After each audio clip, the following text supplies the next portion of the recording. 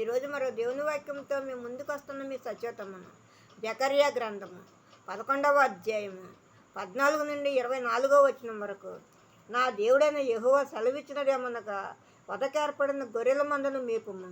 వాటిని కొనువారు వాటిని చంపియు నిరపరాధులమని అనుకొందురు. వాటిని అమ్మిన వారు మాకు బహుద్రవ్యము దొరుకుతున్నది, యెహోవాకు స్తోత్రమని చెప్పుకొందురు.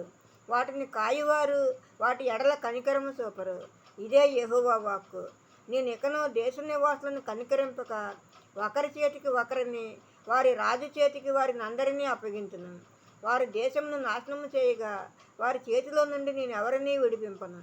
కాబట్టి నేను సౌందర్యమనున్నట్టు బంధమనున్నట్టు 2 కర్రలు చేతపట్టుకొని వధకేర్పడిన గొర్రెలను, ముఖ్యముగా వాటిలో మిక్కిలి బలహీనమైన వాటిని మేపుతూ వచ్చితిని.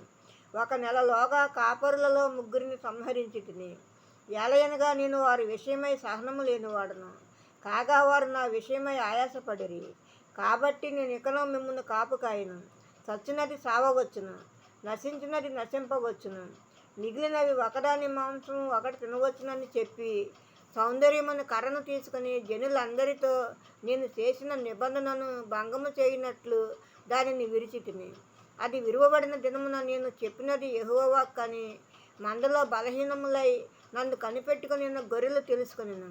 నీకు అనుకూలమైన ఎడల నా కూలి నాకు ఇయ్యుడి, లేని ఎడల మానివేయుడని నేను వారితో అనగా, వారు నా కూలిగా 30 తులముల వెండి తూసి ఇచ్చిరి. యెహోవా ఎంతో అబ్బురముగా వారు నాకు ఏర్పరిచిన క్రయధనమును కుమ్మరికి పారవేయమని నాకు ఆజ్ఞ ఇయ్యగా, నేను ఆ 30 తులముల వెండిని తీసుకొని యెహోవా మందిరంలో కుమ్మరికి పారవేసిటిని.